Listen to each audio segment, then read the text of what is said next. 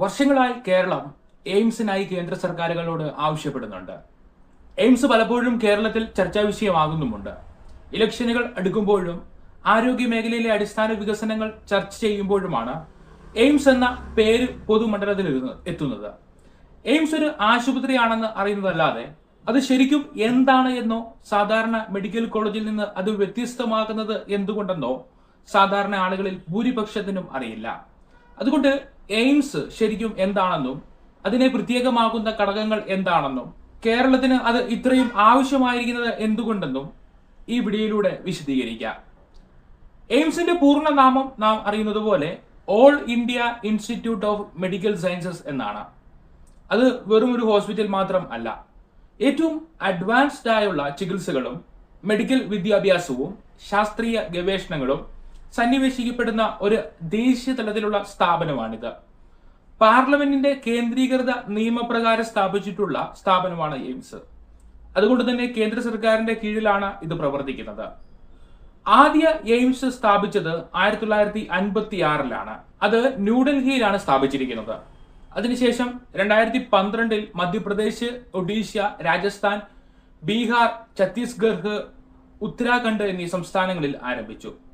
പിന്നെ 2014 മുതൽ 2019 വരെയുള്ള കാലയളവിൽ ആന്ധ്രാപ്രദേശ്, വെസ്റ്റ് ബംഗാൾ, ഉത്തർപ്രദേശ്, പഞ്ചാബ്, തെലങ്കാന, ജാർഖണ്ഡ്, ഹിമാചൽ പ്രദേശ്, ആസാം, ജമ്മു ആൻഡ് കാശ്മീർ, ഗുജറാത്ത്, തമിഴ്നാട് എന്നീ സംസ്ഥാനങ്ങളിൽ സ്ഥാപിച്ചു. ഇപ്പോൾ ഹരിയാനയിലും ബീഹാറിലും എയിംസിന്റെ നിർമ്മാണം പുരോഗമിക്കുകയാണ്. 2 എയിംസ് ഉള്ള സംസ്ഥാനം ഉത്തർപ്രദേശാണ്. ഇന്ന് ഇന്ത്യയിൽ എയിംസ് ഇല്ലാത്ത പ്രധാന 2 സംസ്ഥാനങ്ങൾ കർണാടകയും കേരളവുമാണ്. എയിംസ് വരും എന്ന് പറഞ്ഞത് കേട്ടപ്പോൾ കഴിഞ്ഞ ബജറ്റിൽ തന്നെ അതിന്റെ പ്രഖ്യാപനം ഉണ്ടാകുമെന്നാണ് നാം കരുതിയത്. അല്ല, വന്നിരിക്കും, എപ്പോഴെങ്കിലും വരുമെന്ന് സാധാരണക്കാർക്ക് അറിയാം. കാരണം ഇനിയിപ്പോൾ എയിംസ് ഇല്ലാത്ത ചുരുക്കം ചില സംസ്ഥാനങ്ങളിൽ ഏറ്റവും പ്രധാനമായത് കേരളം തന്നെയാണ്. എയിംസ് ആശുപത്രികൾക്ക് എന്താണ് പ്രത്യേകത എന്ന് ഇനി നോക്കാം.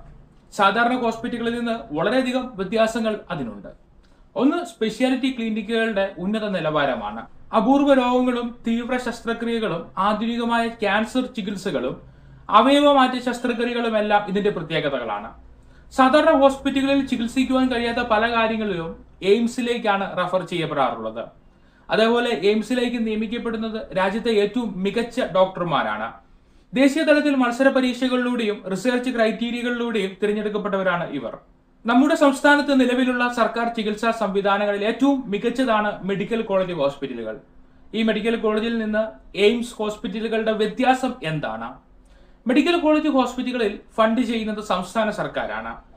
MBBS എഡ്യൂക്കേഷനും രോഗികൾക്ക് നൽകുന്ന ചികിത്സയുമാണ് ഇത് പ്രധാനമായും ഫോക്കസ് ചെയ്യുന്നത്. ഗവേഷണങ്ങൾക്കുള്ള സൗകര്യം പരിമിതമാണ്. സാമ്പത്തികമായ പരിമിതികളുണ്ട്.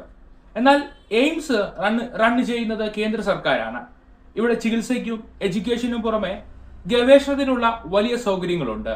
ദേശീയ തലത്തിലുള്ള ഫണ്ടിംഗ് ഉള്ളതുകൊണ്ട് തന്നെ പരിമിതികളില്ല. ആഗോള നിലവാരത്തിലുള്ള സൗകര്യങ്ങളുണ്ട്. എയിംസിന് വളരെ ഉയർന്ന ഒരു ബെഞ്ച് മാർക്ക് ഉണ്ട്. അതിനനുസരിച്ചായിരിക്കും അത് പ്രവർത്തിക്കുക. എയിംസ് വന്നാൽ അവിടെ നിന്ന് ചികിത്സാ സൗകര്യം സൗജന്യമായി ലഭിക്കുമോ എന്ന് ആളുകൾക്ക് സംശയമുണ്ട്. എയിംസിലെ മിക്ക ചികിത്സകളും സൗജന്യമാണ്.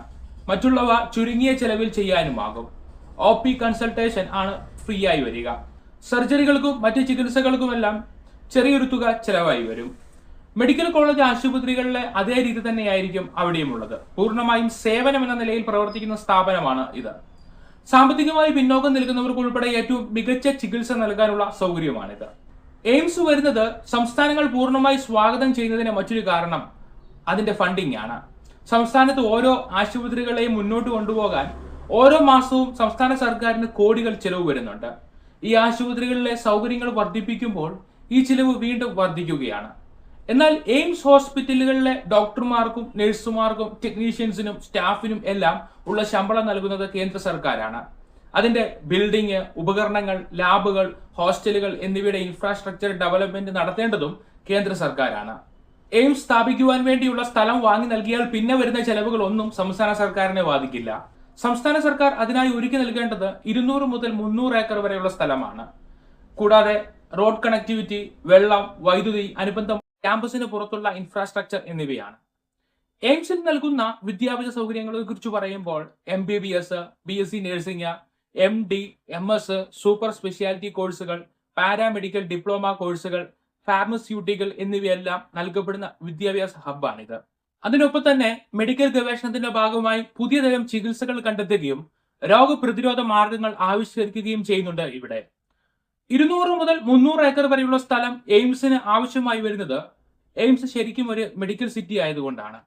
ഹോസ്പിറ്റൽ സമുച്ചയങ്ങൾ, മെഡിക്കൽ കോളേജ് ബിൽഡിങ്ങുകൾ, ഗവേഷണ ലാബുകൾ, വിദ്യാർത്ഥികൾക്കും സ്റ്റാഫിനുമുള്ള ഹോസ്റ്റലുകൾ, റെസിഡൻഷ്യൽ ക്വാർട്ടേഴ്സ്, ട്രോമ സെന്ററുകൾ, വേസ്റ്റ് മാനേജ്മെന്റ് സംവിധാനങ്ങൾ, ക്യാന്റീനുകൾ, സ്കാനിംഗ് സൗകര്യങ്ങൾ, മുൻപോട്ട് വിപുലപ്പെടുത്തുവാനുള്ള സ്ഥലം തുടങ്ങിയവയാണ് ഈ പറയുന്ന സ്ഥലത്ത് വരുന്നത്. കേരളത്തിൽ എയിംസ് വരാൻ താമസിക്കുന്നത് എന്തുകൊണ്ടാണ് എന്നും അറിയേണ്ടതുണ്ട്. മറ്റുള്ള സംസ്ഥാനങ്ങളെ അപേക്ഷിച്ച് നമ്മുടെ സംസ്ഥാനത്ത് ചില മെഡിക്കൽ കോളേജ് ആശുപത്രികൾക്ക് എയിംസിനോട് അടുത്തുള്ള നിലവാരത്തിൽ നിൽക്കുവാൻ സാധിക്കുന്നുണ്ട്. അതിൽ പ്രധാനമാണ് Thiruvananthapuram medical college, Kottayam medical college എന്നിവ. എല്ലാ ചികിത്സാ വിഭാഗങ്ങളും വലിയ തോതിലുള്ള ഗവേഷണങ്ങളും ഈ ആശുപത്രികളിൽ ഉണ്ട്. ആകെയുള്ള പ്രശ്നം വളരെ വേഗത്തിൽ കോടികൾ വില വരുന്ന പുതിയ ഉപകരണങ്ങൾ കൊണ്ടുവരുവാനായി ഫണ്ട് നൽകാനുള്ള പരിമിതിയാണ്. കേരളത്തിൽ ഇതുകൂടാതെ സ്വകാര്യ മേഖലയിലും നിരവധി മികച്ച ആശുപത്രികളുണ്ട്. അതുകൊണ്ടാണ് എയിംസ് അനുവദിക്കുന്ന പട്ടികയിൽ നിന്ന് വീണ്ടും വീണ്ടും കേരളത്തെ മാറ്റി മാറ്റി വിടുന്നത് എന്ന് കരുതാം. കേരളത്തിൽ ഇനി ഒരു എയിംസിനായുള്ള പ്രഖ്യാപനം ഉണ്ടാകുന്നത് 2029 സാധ്യത. ലോക്സഭാ ഇലക്ഷന് വേണ്ടി അത് പ്രചാരണ ആയുധം ആയേക്കും. എന്നാൽ കർണാടകയിലേക്കുള്ള എയിംസ് 2027 പ്രഖ്യാപിച്ചേക്കും. കാരണം കർണാടക നിയമസഭയിൽ NDAക്ക് മുൻതൂക്കമുള്ളത് കൊണ്ട് ഈ പ്രഖ്യാപനം കർണാടക പാക്കേജിന്റെ ഭാഗമാകും. എയിംസ് വന്നാൽ അത് കേരളത്തിന്റെ ആരോഗ്യ മേഖലയ്ക്ക് വലിയ ആശ്വാസമായിരിക്കും. നിലവിൽ കേന്ദ്ര സർക്കാർ ചിലവിലുള്ള ഒരു ചികിത്സാ സംവിധാനങ്ങളും കേരളത്തിലില്ല. എയിംസിലൂടെ കേന്ദ്ര സർക്കാർ ചിലവിലുള്ള ഒരു ആരോഗ്യ രംഗം കേരളത്തിന് ലഭിക്കും. ഒപ്പം മറ്റുള്ള മികച്ച ആശുപത്രികളിൽ തിരക്ക് കുറയ്ക്കുവാനും മറ്റുള്ള സംസ്ഥാനങ്ങളിൽ ചികിത്സ തേടി പോകേണ്ട സാഹചര്യം ഒഴിവാക്കുവാനും ഗവേഷണങ്ങൾ ശക്തിപ്പെടുത്തുവാനും ചുരുങ്ങിയ ചെലവിൽ നിലവാരമുള്ള ചികിത്സ ആളുകൾക്ക് ലഭിക്കുവാനും ഇത് പ്രയോജനപ്പെടും. എയിംസ് കേരളത്തിന്റെയും അവകാശമാണ് എന്ന് നിങ്ങൾക്ക് ബോധ്യമുണ്ടെങ്കിൽ ഈ വീഡിയോ ലൈക്ക് ചെയ്യുക. കൂടാതെ നിങ്ങളുടെ അഭിപ്രായങ്ങൾ പങ്കുവയ്ക്കുക.